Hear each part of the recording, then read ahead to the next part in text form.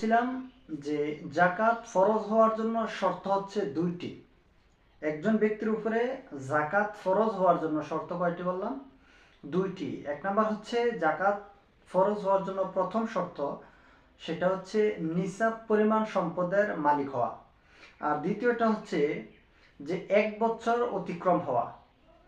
জাকাত ফরজ হওয়ার জন্য শর্ত বললাম কয়টি? দুইটি। এক নাম্বার হচ্ছে নিসাব পরিমাণ সম্পদের মালিক হওয়া, অর্থাৎ কতটুক হলে পরে আপনার নিকটে নিসাব পরিমাণ সম্পদের মালিক আপনি হতে পারবেন। তার প্রথম হচ্ছে যে স্বর্ণের হিসাব অনুযায়ী 7 ভরি স্বর্ণ এবং বলা যেতে পারে গ্রাম হিসাবে 87.48 গ্রাম, 87.48 গ্রাম 22 ক্যারেটের হিসাবে প্রায় আমাদের বর্তমান বাজার, যেটা বর্তমান বাজার মূল্য 2026, বর্তমান বাজার রেট হিসেবে আমি বলছি যে বর্তমান বাজার হিসেবে প্রায় 19,57,800 টাকা বর্তমান বাজার মূল্য।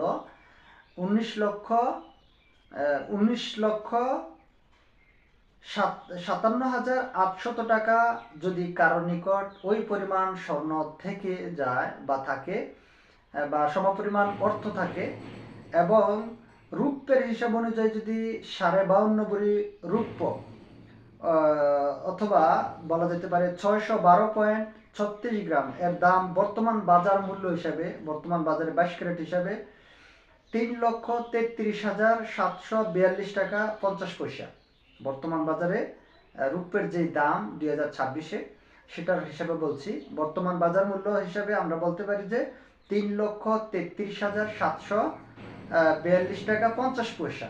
সেই সমপরিমাণ যদি হয় টাকা পয়সা অথবা যদি রূপ্য যদি আপনার নিকটে থাকে, তাহলে আপনার উপরে জাকাত ফরজ হবে। এবং আপনি কি জাকাতটা কি স্বর্ণের হিসাব অনুযায়ী দিবেন না রূপের হিসাব অনুযায়ী দিবেন, এই ব্যাপারে অবশ্যই আপনি স্বাধীন। মানে ইসলাম আপনাকে এই ব্যাপারে সুযোগ করে দিয়েছে। তবে আলেমগণ বর্তমান বা আগেকার আলেমদের কথা বলছি, বিভিন্ন দিক থেকে চিন্তা করে তারা বলছেন, এবং আপনি আপনার জায়গা থেকে একটু চিন্তা করলে সেটা বুঝতে পারবেন যে বিশেষ করে গরিবদের বা দারিদ্রদের কথা বিবেচনা করে তারা রূপের হিসাব অনুযায়ী জাকাতটাকে তারা ধর্তব্য করেছেন। অতএব আপনি চাইলে রূপের হিসাব অনুযায়ী আপনি আপনার জাকাতটাকে দেওয়ার চেষ্টা করুন। তাহলে এটা হচ্ছে জাকাত ফরজ হওয়ার জন্য প্রথম শর্ত। দ্বিতীয় শর্ত হচ্ছে 1 বছর অতিক্রম হওয়া, সময় অতিক্রম হওয়া। অর্থাৎ 1 বছর আপনি যে এখন যেই পরিমাণ অর্থের মালিক হয়েছেন, এই আজকে ধরেন আপনি জাকাত দিয়েছেন, এখন থেকে সামনের আরো 1 বছর পর যদি আপনি গণনা করেন, ঠিক সেম সময়ের ভিতরে যদি ধরেন আপনার নিকট থেকে যদি টাকা আপনি যেদিন টাকা, অর্থাৎ ধরেন আজকে যদি হয় 5 তারিখ বা 10 তারিখ, সামনের বছর 10 তারিখ, ওই সমপরিমাণ চন্দ্র মাস হিসাবে আরবি, তো ওই দিনে একই দিনে আবার যদি আপনি গণনা করে দেখেন যে আপনার নিকটে এখনো নিসাব পরিমাণ সম্পদের মালিক আপনি আছেন বা তার চাইতে বেশি আছেন, তাহলে অবশ্যই আপনাকে কি করতে হবে?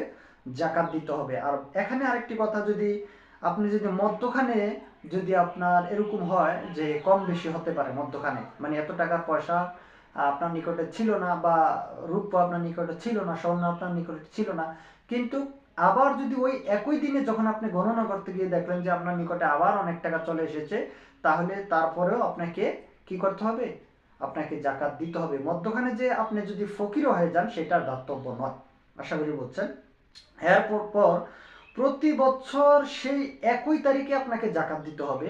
বরং তার পূর্বে যদি দিতে পারেন তাও আলহামদুলিল্লাহ, তবে একই তারিখে আপনাকে জাকাত দিতেই হবে। এরপর থেকে আপনি না দিলে আপনি গুনাহগার হয়ে যাবেন। এবং সব রকমের জাকাতের সম্পদ থেকে আলাদা আলাদা 1 বছর হয়েছে কিনা এটা আপনাকে হিসাব করতে হবে না। অর্থাৎ আপনার নিকটে স্বর্ণ, রূপ, টাকা পয়সা ইত্যাদি যা কিছু আছে মানে জাকাত দেওয়ার উপযুক্ত, এগুলি সবগুলি যে আলাদা আলাদা হতে হবে বিষয়টা তা নয়। বরং সবকিছু মিলিয়ে যখন আপনার নিকটে আপনি ওই পরিমাণ সম্পদের মালিক হয়ে যাবেন, অর্থের মালিক হয়ে যাবেন, তাহলে আপনার উপরে জাকাত ফরজ হয়ে যাবে। নিসাব পরিমাণ সম্পদের মালিক হওয়ার পর নির্দিষ্ট সময়ের হিসাবের আগে আপনি যদি দেখেন যে আপনার নিকটে এখন ওই পরিমাণ সম্পদ নেই, ধরেন আজকে এই দিনেই আপনি গত বছর আপনি কি করলেন, জাকাত দিয়েছিলেন, আজকে হিসাব করে দেখলেন আপনার নিকটে এখন ওই পরিমাণ সম্পদ নেই, তাহলে আপনার উপরে জাকাত ফরজ নয়। মধ্যখানে যদি আপনি আরো ধনীও হয়ে থাকেন সেটা ধর্তব্য নয়, কিন্তু আজকের এই দিনে এসে দেখলেন হিসাব করে যে আপনি জাকাতের নিসাব পরিমাণ সম্পদের জাকাত আপনি আপনার নিকটে নেই, আপনি এটার মালিক নন, তাহলে আপনার উপরে জাকাত ফরজ নয়। ধরুন আজকের দিন যাওয়ার পরে 2 দিন পরে আপনি আবার ধনী হয়ে গেছেন, তাহলে কি আপনাকে ওই জাকাত দিতে হবে? জি না, এখন আর জাকাত দিতে হবে না, বরং এখন নতুন করে আবার ওই দিন থেকে আপনাকে আবার নতুন করে বৎসর গণনা করতে হবে, তারপরে আপনাকে জাকাত দিতে হবে। তো আশা করি এভাবেই আমরা আমাদের জাকাতগুলি দেওয়ার চেষ্টা করব। আল্লাহ সুবহানাহু ওয়া তাআলা আমাদেরকে সেই তৌফিক দান করুক এবং আমাদেরকে সঠিক বুঝগুলি দান করুন। আমিন।